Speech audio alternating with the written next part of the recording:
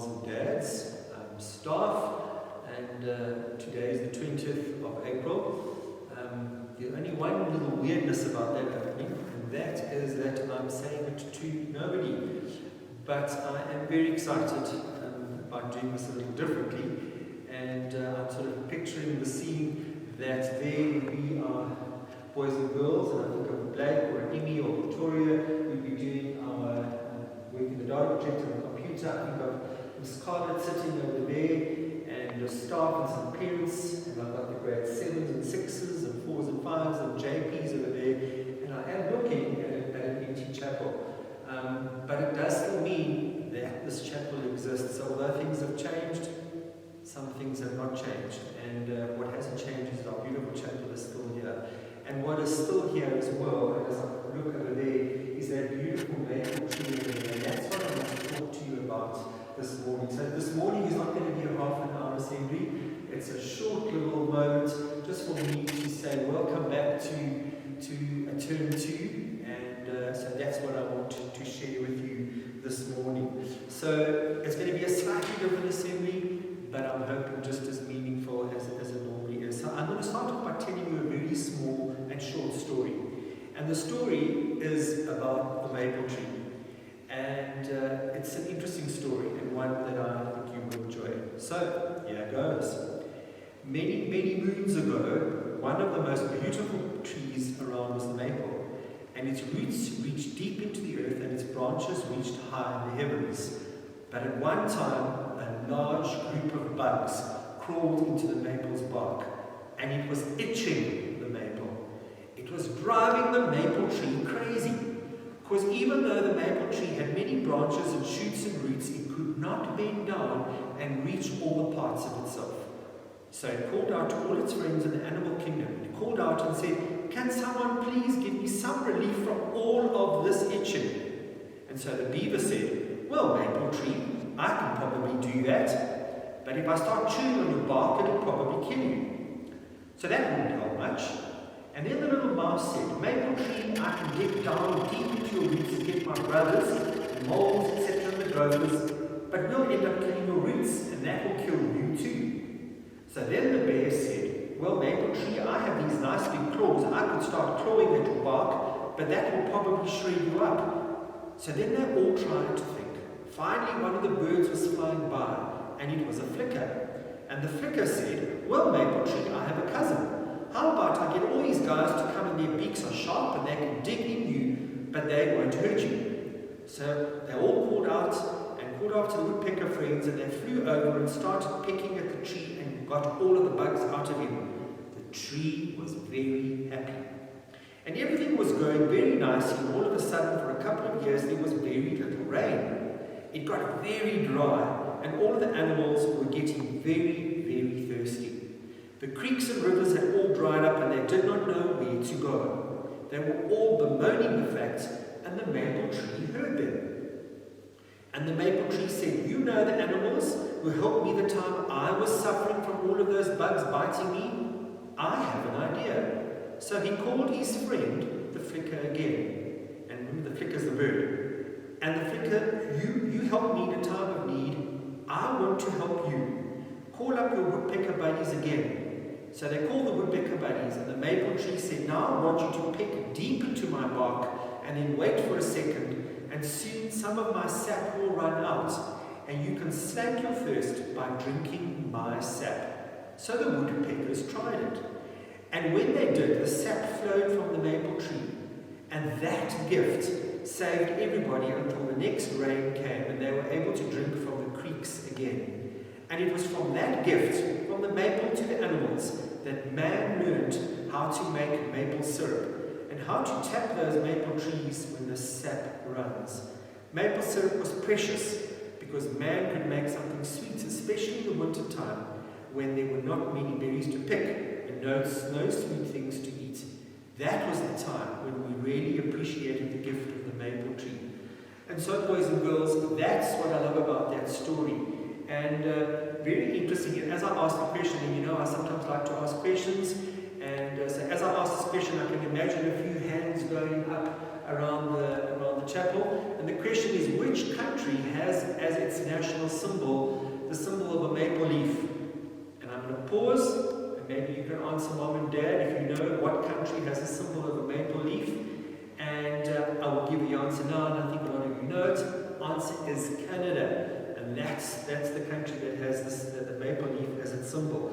Now, what is also interesting is, and I'm going to end the little story with that, is that the maple leaf is a symbol of strength and endurance. Now, I didn't know that, but the maple leaf is a symbol of strength and endurance. And if you think about this maple tree, I mean, this maple tree is very old. Our school is 78 years old. That was planted way before the school started.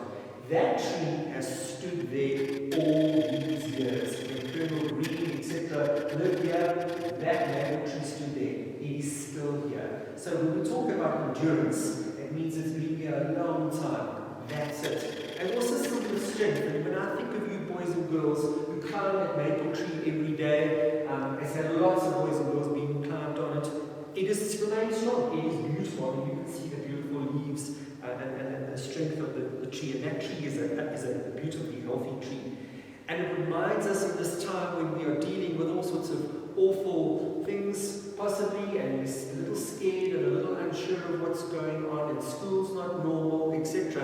It reminds us that just as the maple tree has been strong, we need to be strong too.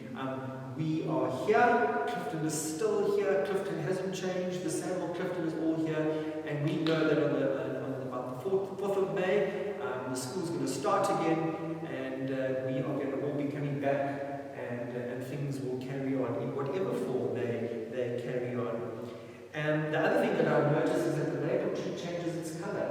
So another thing is that as the maple tree changes in the seasons, so in sort of autumn it changes its beautiful red colors, in winter, in sort of spring it becomes green again, and that tells me that the maple tree is able to change as the seasons change. And that's true for you and me too, is that no matter what the season, so even in times of trouble, in times of happiness, we've got to somehow keep going and keep trying hard and look for the positive in things, in exactly the same way that maple tree changes its colors and adapts as life changes. And so there are lots of lessons to be learned from that maple tree. And the last little thing I want to say about the maple tree is that the maple tree grows in lots of countries around the world, which tells you that the maple tree is able to, again, adapt to its surroundings. It's able to change. It can grow wherever it is. And so whether you're at home or whether you are at another person's home for lockdown or granny grandpa's home, no matter where you are, you can grow, you can be strong. In exactly the same way, whether there's maple trees in Clifton, whether there's maple trees in Japan, whether there's maple trees in Canada, no matter where you are, you can be strong. And I like that little story. So I end with that little story about the maple tree. I'm going to ask that we just have a quick time of prayer, a very short prayer, and then let's pray together. Lord, we just thank you for the lessons that things around us can give us. We thank you that we can learn lessons from whoever, from people, from your own word. Sometimes your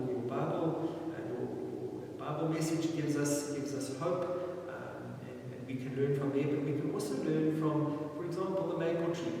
And we ask, Lord, that you make us strong, that you remind us that if we turn our attention to you, Lord, that we can be strong, and that we have nothing to fear. And so, Lord, we thank you for the lessons that we learn in everyday little things, and we thank you for that. Lord, we pray as well that you give us the strength to continue with all the various things that we are dealing with, our new school, our exciting new little school at home for the moment, and Lord, we look forward to the time that we can see each other again a little later on, in a few weeks' time, where we can see and meet each other again. We thank you for that promise, and we claim it. In Jesus' powerful name, amen. Okay, the last thing that I want to do that we normally do at the assembly is say happy birthday. And so I'm going to end with that. Now, just to say to you that school, if you remember, was meant to open around about the 16th of March, of April. And with that in mind, I'm going to read out what I would normally be reading out. I've got a few more weeks. So I've got about 22, 23 people, but I'm going to read their names out because I really would like to do that. So I'm going to start on around the 18th of March and read out all who's had a birthday. And then also today on the 20th, we've got 2 people who've got a birthday on the 20th, and when I get to them, we're going to have a rah-rah. So the first one was on the 18th of March, and that was Guy Fyvie. On the 21st of March was Tom Skuman. On the 23rd of March was Home Spencer. On the 26th of March was Claire Connolly. On the 26th also was Zuki Masambanyani. On the 28th was Joe Bates. And on the 31st of March was Lisa Ullerman. And then heading into April, on the 3rd of April was Jude Mecklenburg. On the 6th was Gemma Smallbones. And on the 10th of April was Luke Spencer. Layla Fleming was on the 12th. And also on the 12th was Rebecca Pringle. On the 13th of April was Benjamin Leach. On the 15th was Ryan Turner.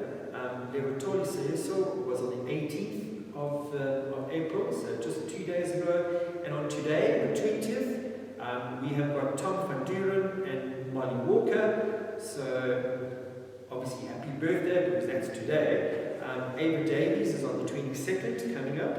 22nd of April. Louis Ao is on the 23rd of April. Addison Cousins on the 24th. And on the 25th is Olivia Kendig. And on the 26th is Ntumbeni Abashe. Also on the 26th of April is Tadiwa Vumbu. So Tadiwa, and to the rest of you, a very happy birthday. I'm leaving on the 26th because our next assembly is on the 27th. So we normally have Miss Collins playing the song there for you. I can't sing for you, but let's imagine that song being played, and we're wishing you a happy birthday. And so, boys and girls, you're about to enter into your lessons, and I know that your tutors and your class teachers are going to be talking to you in a variety of forms, whether it's on Google Meets or in your classroom, obviously Google Chats, Hangouts, all of those things. Those words are going to become familiar to you, but your teachers cannot wait to start teaching, and I'm sure you want to get going and sort it out as well, and look forward to that. And I really just pray that we'll use these 2 weeks, the next 2 weeks, just to learn new things, and that's what life's exciting. That's what's exciting about life, is that there are new things to be learned and new things to be experienced. So I wish you well, and until I meet you again at next assembly, good luck to you all. Bye bye, everyone.